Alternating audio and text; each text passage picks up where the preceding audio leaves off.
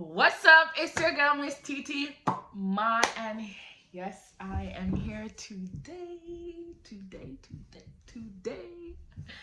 with a video. This video is more like a serious video than all the other videos that I have done, and yeah, I'm basically gonna tell you guys about me being in an abusive relationship. I decided I was gonna do this video just because there's a lot of like my friends that I need to apologize to, being that during the time these events were happening, they obviously didn't know, and I wasn't there for them like how a friend should be there for them. um and they would like invite me places, and I'm like, okay, I'm coming, or I just don't answer the text, I don't go. And obviously they're wondering like, okay, why is it Tia doing this? Like, whatever, she don't care about us, like who cares, like. And yeah, eventually they just stop inviting me. I know they're probably saying like, oh, why invite Tia, because she never used to come before. So I kind of like explain myself to them. Now they don't really know like exactly what happened during that time. They're about to find out now though. But they have started inviting, like some of my friends have started inviting me back out, and I've definitely been going. Yeah, so this is why I'm just making a video, just to let the ones who are my true friends, let them know, hey, this is what's going on, and I didn't like miss your event or not talk to you for. Yeah, I was gonna go jump right into it.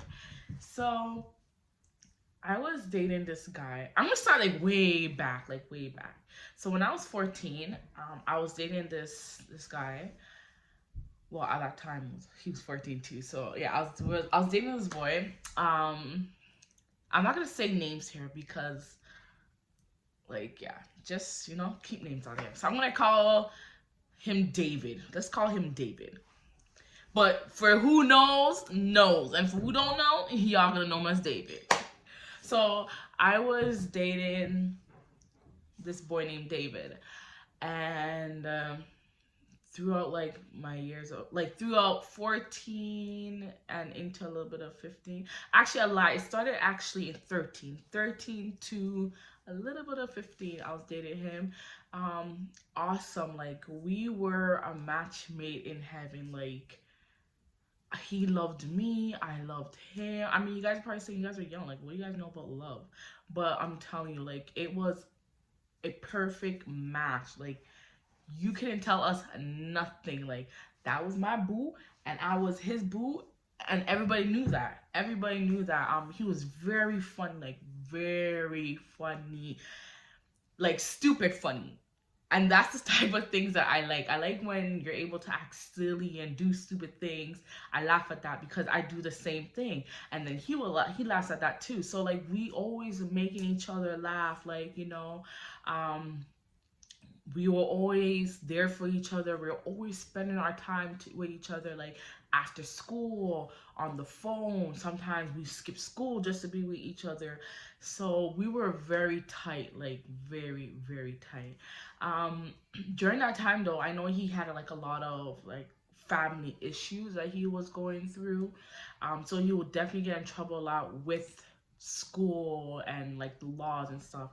I know you guys are probably saying, well, hey, that should have been a red flag.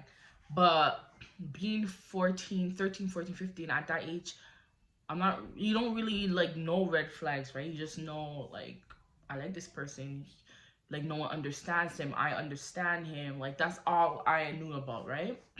And he was like my first serious boyfriend too.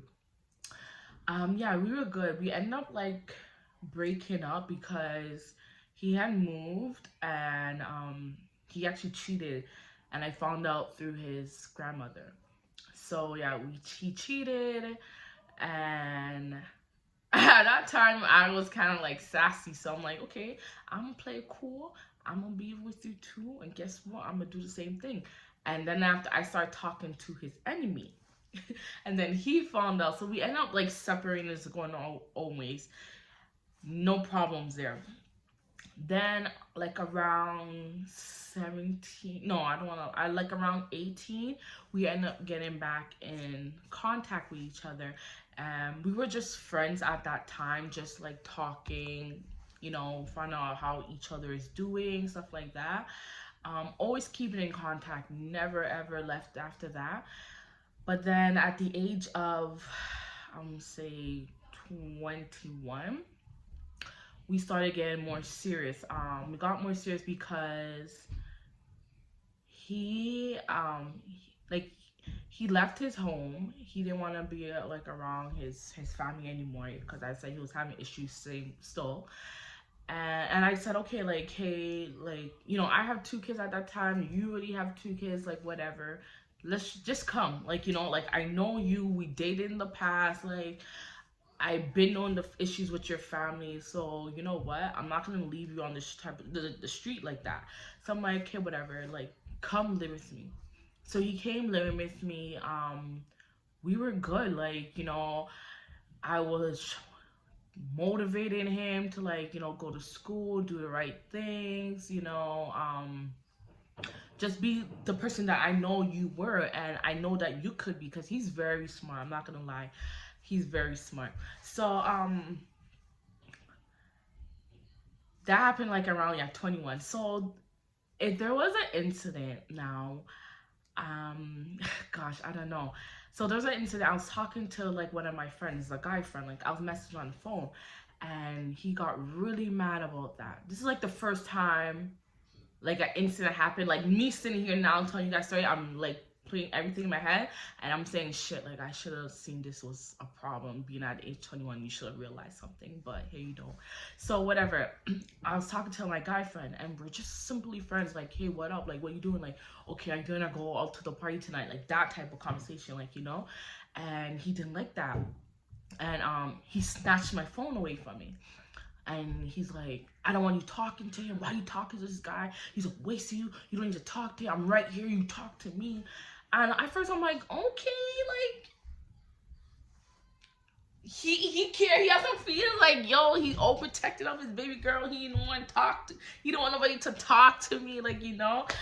So at first I was like, I was liking it at first, like, like, oh, my man's jealous, like, I'm like, oh, my man's crazy, like, you can't, don't even look at my ways, please, please, for your protection and mine, don't look my way.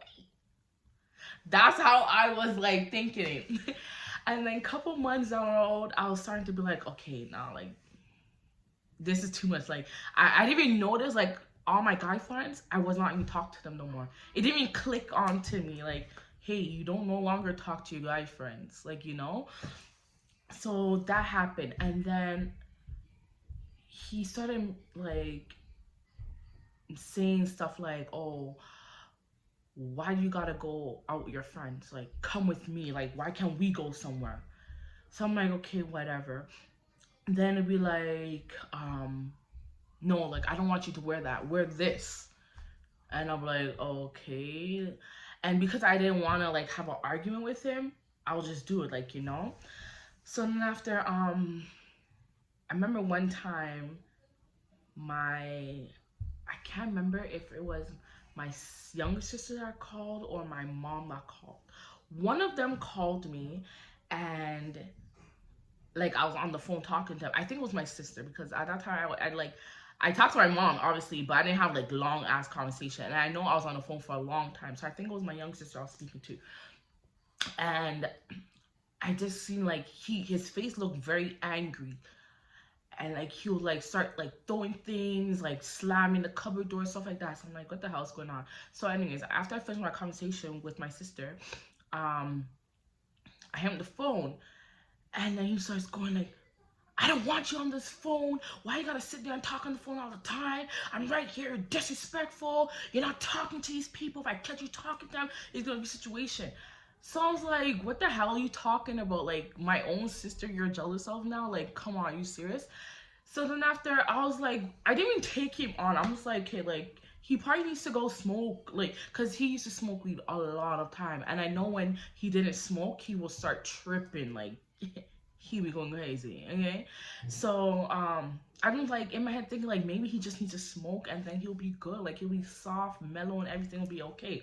So I'm gonna take him on.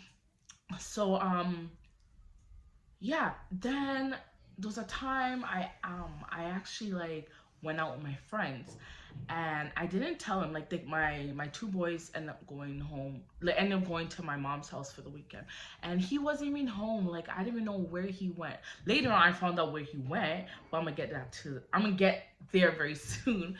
But I didn't even know he went. I'm like, and I'm not feeling to go text him and say, oh babes, I'm going out with my friends to the freaking mall. I'm going to be back in so and so time. I'm wearing this. Like, I'm like, what the hell? No, I'm going. Like, what the hell? You went out. I can go out. Like, you know?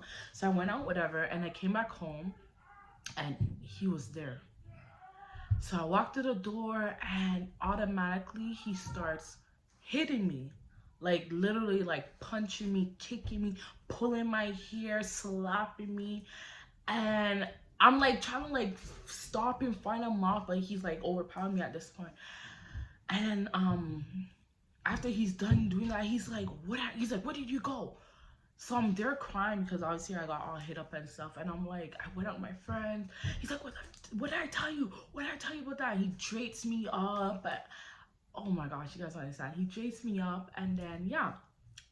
So at this point, I'm like, okay, shit. Like, what do I do? Like, I need to get out. But the next morning, like when I'm like, okay, you know what? I'm gonna tell him that I'm done, like whatever. This is the first time he said this to me. He's like, he apologized first of all. He's like, I'm sorry for hitting you. You know, you get me so mad. You know, I love you.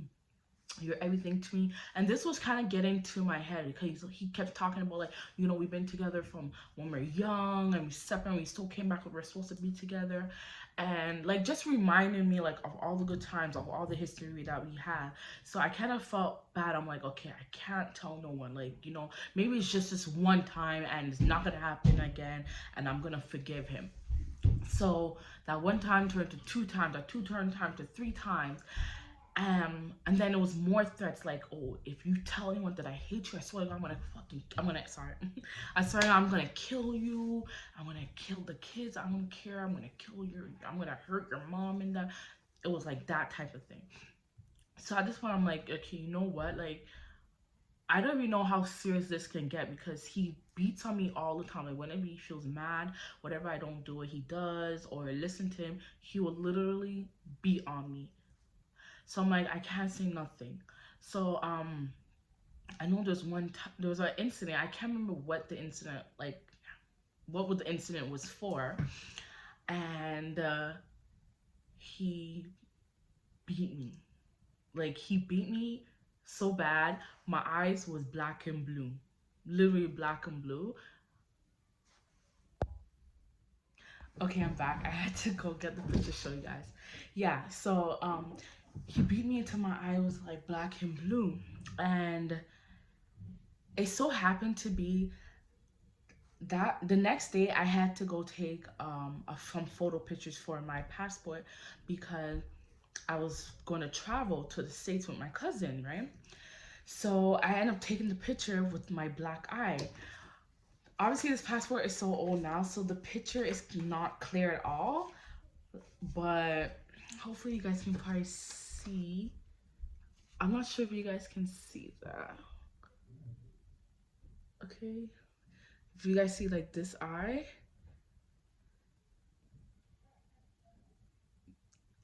So, yeah, it was really bruised and swollen. So I ended up taking the picture, whatever, like that. And I had to drop, I had to go to my mom's house. So he was like, oh, when you go to your mom's house, you better tell her that, you know, we were playing and you ran into the wall. No, you ran into the door handle. Like you slipped and you ran to the door handle and your face, like your eye ended up hitting the door handle.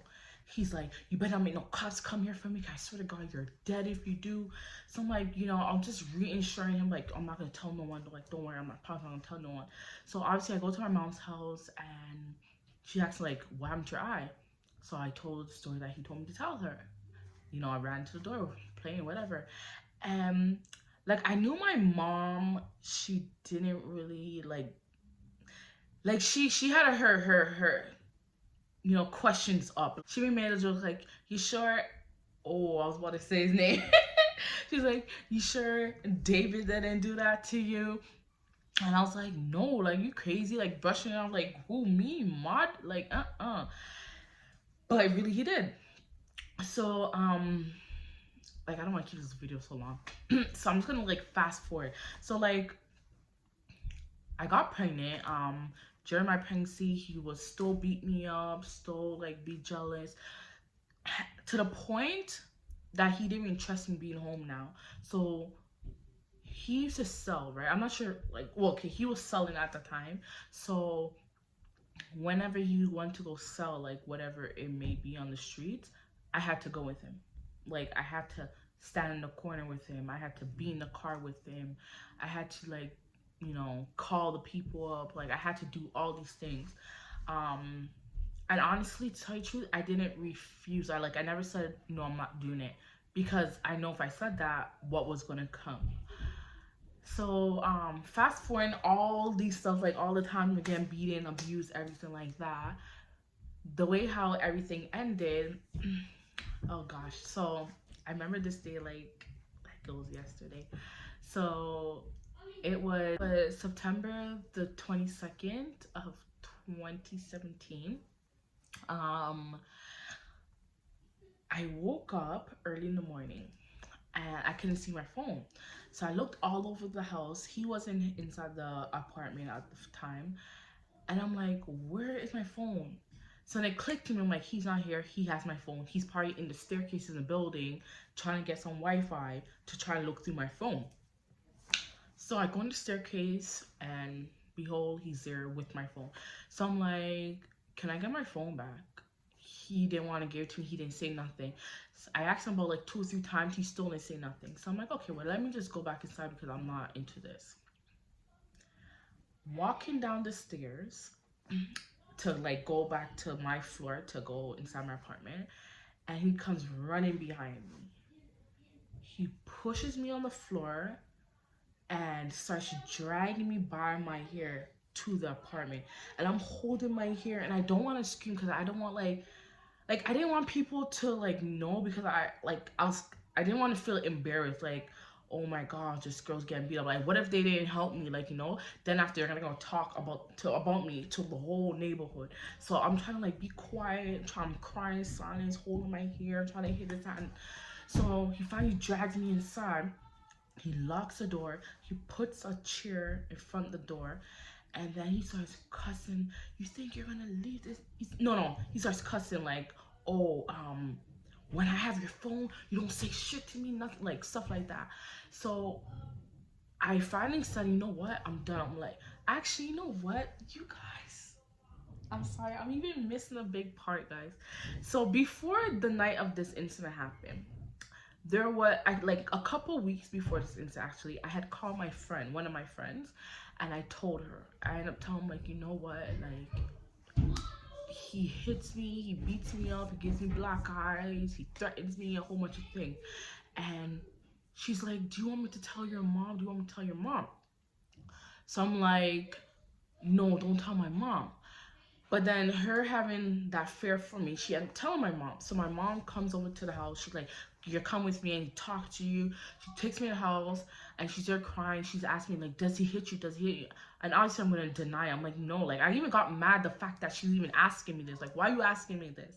And at first I was mad at my friend. I'm like, why did she tell him this? Like, tell her this. So whatever. The night before the incident I was just explaining to you happened, I see my friend's mom and her husband. It was like late at night because he sent me out across the street to go get some food. So I seen them, and her mom pulls me aside and she's like, she mentions my friend. She's like, she told me. And I was like, oh my gosh, shit. She's like, honestly, you shouldn't be taking this abuse. Like, do you want me to help you? I'm like, no, I'm good, I'm good. And then the dad came to me now. I'm like, her husband comes to me now and he's talking to me. And tell me the same thing. And he's like, you know what, take down my number.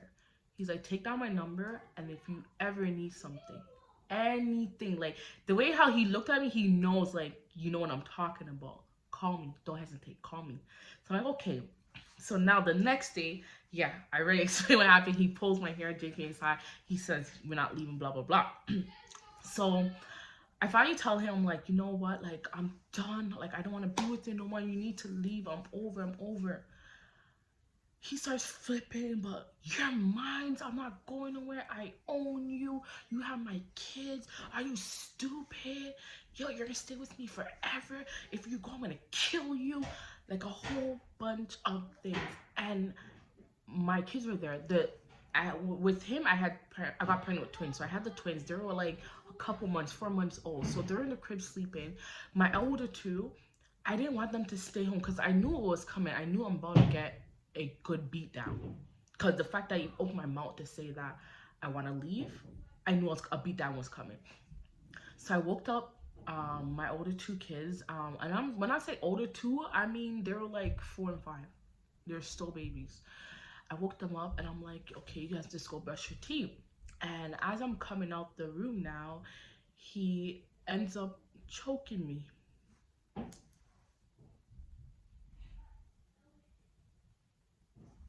Sorry. He ends up choking me. And my son, the 4-year-old, he just like, he was just trying to like kick him and say, let go of my mom, let go of my mom. And I couldn't breathe. I was telling him, I can't breathe, I can't breathe.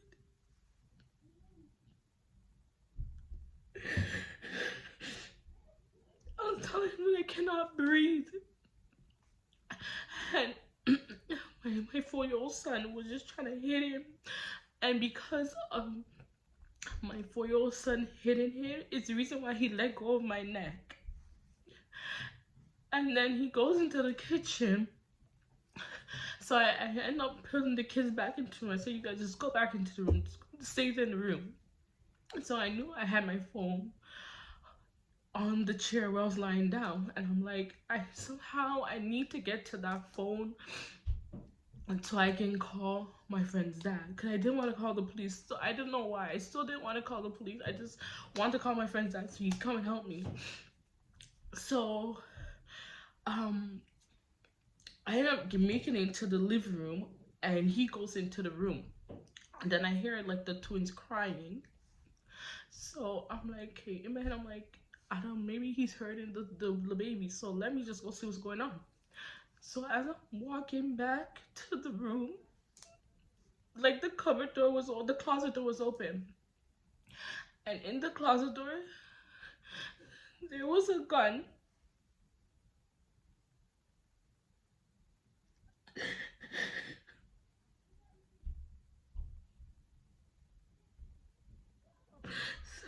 There was a gun in the closet door. So I knew this was serious. I knew that, like, okay, like, my life is in danger right now. Like, it's do or die. So I get the twins. I pulled them out. I told my kids, all the two, to get out. I'm like, get out, come into live with me. Get the car seat, put the babies in the car seat. As I'm putting the second one into the car seat, he choked me, like he grabbed me around my neck again. And then the baby fell on the floor. So, like, Josiah picks him up, like, because they're crying. He picks him up, and he's over on me because he threw me back on the chair. So he's over on me, sitting, punching me, slapping me. So I'm gonna kill you. He's saying this is for my kid. I'm gonna kill the kids. Like, you say all these things. So then he ended up getting up. He walks into the room, and I ran into the kitchen. So I ran to the kitchen. I don't remember why I ran to the kitchen, but I know I had the phone in my hand. And Josiah came in the kitchen. So I'm like, shit, I don't want to find his phone. So then I put the phone in Josiah's bag that he had on. And then I took Josiah back to, Josiah walked back to the living room. I said, Josiah, go sit down with your brothers and watch them. Because I heard him coming back. Then after he comes into the kitchen, he takes the pop, he opens up the big bottle of pop, and he throws it in my face. He's like, yo, he's like, I can't remember exactly what he was saying, but he took the pop and he flinged it on me. He took the knife. He's like, yo, I can stab you right now. I can stab you right now. So I'm there begging him, like, please, please, like, just let me go. Like, let the kids go. Let the kids go, because I don't want the kids to see them. Just let them go. So he's like, yo, where's your phone? And then I remember, like, just I had my phone, so I didn't want him to go hurt Josiah, right? So I'm like, I don't know. So then he goes into the room because he thought I had the phone in the room. So I ran to the living room. I took the phone away from Josiah because I didn't want him to like touch my son. His name is Josiah. I didn't want him to touch Josiah or hurt him. So then after he comes back and I see that he's about to grab me. So I'm like, here, the phone's right here. The phone's right here. So he goes on the balcony and like I thought at first like he threw the phone over, but later on I realized he didn't throw. He just pretended he did like that motion, like he's throwing it over. He puts the phone in his pocket, obviously. He's like, no one's gonna help you. No, I lie. Sorry. Before he did that, when I was in the kitchen, before I gave Josiah phone, I was able to call my friend's dad. And I'm there like whispering, like crying, please come, help me, please. He's trying, he's gonna kill me, he has a gun and everything. So I end up hanging the phone and then I put it in Josiah's bag. So whatever, yeah, back to the living room now. So he's like, oh, no one's gonna help you. You're done. No one's gonna know that God, I'm gonna kill you guys. I don't care. I'm done. You disrespect me. I'm always helping you and stuff like that. So then after he gets another. No, he starts punching the walls, making holes in the wall, breaking the cupboard doors, just having the gun in his hand, saying like, I'm done killing me, whatever the case may be. And he gets a chair and he sits in front of the door so we can't leave. And he's in the door and he's just like, just yapping. And I'm trying to plead with him, like, let me just send the kids to school and daycare so they don't have to see this. But he didn't want none of us to leave. And then I heard like a knock on the door. So I'm here thinking like, yes, Jesus is my friend's dad. Like, he's going to help me.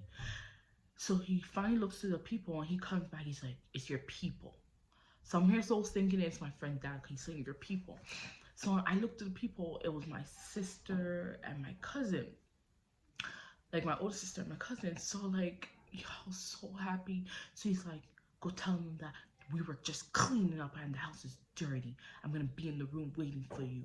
So I'm like, okay, I open the door and I automatically just rushed all the kids out. Then I got out and then I went downstairs and my dad was there.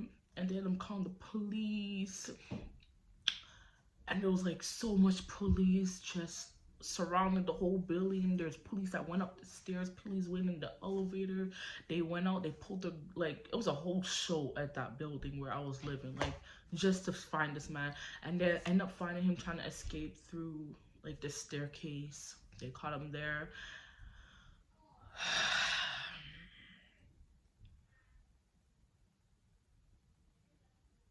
Yeah, that's what basically happened. And for a long time, like, I was so depressed. Like, I had to move. They said that my safety was in jeopardy. Me and the kids' safety were in jeopardy. So they had to put us somewhere. So we end up moving. I ended up staying with my auntie in Welland for a while. Just to like, they felt like it was safe for me to come back to Toronto. And yeah, like and even after that, like, I was still depressed. Like, I still did talk to none of my friends. I was still going through like so many things. Like, no one knows all that the stuff that I went through because of this whole situation. It was like really hard for me. Like, really hard for me. I don't even know why I'm crying right now. I just like bring up all those emotions because I never talked about it. I just always kept it inside. And then I ended up meeting my husband. Like like guy that I'm married to now. I ended up meeting him like about a year and a half after that, and Like, it's just so much better. Like, honestly, he honestly helped me get through a lot of stuff that I was going through, and I just appreciate him so much for that. But that is my story of being in a very domestic violence relationship.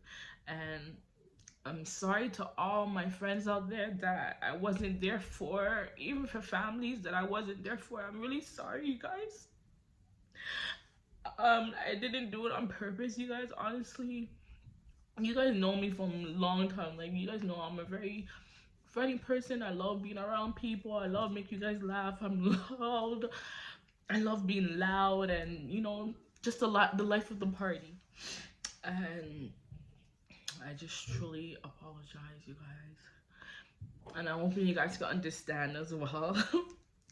um, yeah, so that's my story, you guys. Like, honestly, if you guys know anyone that is in a domestic violence right now, or like if you yourself is going through something like this, you guys, please, I'm begging you guys to reach out, please, because it can get real serious real quick. Like, don't let anything slide. Like, you let one thing slide, it keeps adding on. And I'm telling you from my own experience, you guys, please get out, because someone's life is gonna be in danger. Like, you guys understand how I'm so passionate about helping people who are in domestic violence, because I know how scary things are and how it can be, and like the thoughts that are going to your head, like, if I leave now, how am I gonna pay the bills? Who's gonna help me? Like, trust and believe me, you guys, it's gonna be okay. You pray, just pray, and leave, and leave it in God's hand. It's going to be okay. You can't get any worse than the situation that you're already in. Please believe me by that. It cannot get any worse. It can only go up if you leave. It can't go back down. So that is my story to you guys. Yeah. Don't forget to subscribe to my channels, because I have lots of story times to tell you guys. This is just one of them, and I decided to put this one out first because I feel like it's time that I gave this apology to my friends. Anyways, love you guys. Bye, guys.